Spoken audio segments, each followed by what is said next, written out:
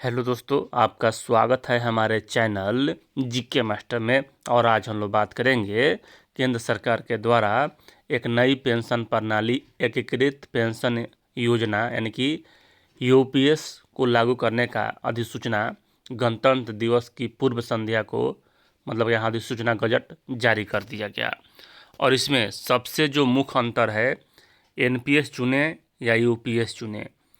तो यहाँ आप एनपीएस चुनिएगा तो रिटायरमेंट के समय आपको ज़्यादा कैश मिलेगा और इसमें आपको पेंशन कम मिलेगा। यूपीएस चुनिएगा तो भरपूर पेंशन है और बहुत अधिक मात्रा में पेंशन है। जैसे महंगाई भत्ता बढ़ेगा वैसे आपका पेंशन भी बढ़ेगा यूपीएस में।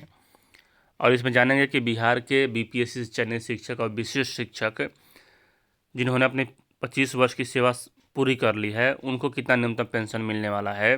सबसे पहले यह न्यूज़ देखिए। देश भर में 1 अप्रैल से लागू हो जाएगी यूनिफाइड पेंशन स्कीम यानी कि यूपीएस। केंद्र सरकार ने गणतंत्र दिवस से पहले अपने कर्मचारियों को बड़ी खुशखबरी दी है।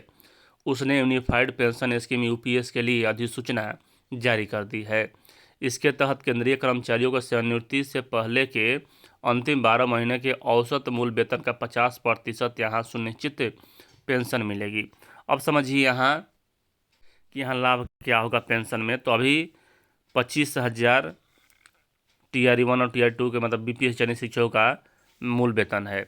8वां वेतन आयोग जब लागू होगा तो इसमें भारी वृद्धि होगा और 10 वर्ष के बाद यहाँ 9वां वेतन लागू होगा। लगभग यहाँ अभी आपको 3 या 4 3 वेतन वृद्धि का लाभ मिलेगा जो बीपीएससी से चयनित शिक्षक हैं उन्हें। और यहाँ जो मूल वेतन होगा उस समय 25 वर्ष की सेवा पूर्ण करने के बाद तो 1 लाख को पार कर जाएगा। तो आपको जितना कि 1 लाख का कि 2 कर लीजिए, क्योंकि अंतिम का 50% कहा जा रहा है, यानी कि 50,000 पेंशन आपको प्रति मंथ मिलने वाला है। अंतिम सैलरी मान के चलिए औसत वही होगा। तो यहाँ 50,000 आपको पेंशन मिलेगा अगर 1 लाख आपका बेसिक रहेगा। तो अगर 1.5 लाख बेसिक रहा तो यहाँ 75,000 रुपये पेंशन मिलेगा। और समय समय पर यहाँ डीए का भी इसमें वृद्धि किया जाएगा। देख लीजिए, कहा जा रहा है कि इसका लाभ उन कर्मियों को मिलेगा जो पहले से राष्ट्रीय पेंशन प्रणाली एनपीएस से जुड़े हैं और इस विकल्प को चुनेंगे। यूपीएस अपनाने वाले कर्मियों के महंगाई भत्ते में समय समय पर वृद्धि होगी। यानी कि यहाँ समझिए 60 वर्ष की उम्र के बाद भी जो वेतन आयोग है वह लागू होगा तो उसी प्रकार से आपका सैलरी भी बढ़ने वाला है, पेंशन। यह स्कीम देश भर में 1 अप्रैल 2025 से लागू होगा। अधिसूचना के अनुसार सेवा से हटाए जाने, बर्खास्तगी या कर्मचारी के इस्तीफे की स्थिति में यूपीएस या सुनिश्चित भुगतान उपलब्ध नहीं होगा। यूपीएस की घोषणा केंद्र सरकार ने अगस्त 2024 में की थी। इसे ओपीएस और एनपीएस दोनों को मिलाकर बनाया गया है। यह कर्मचारियों के लिए पेंशन सुनिश्चित करती है।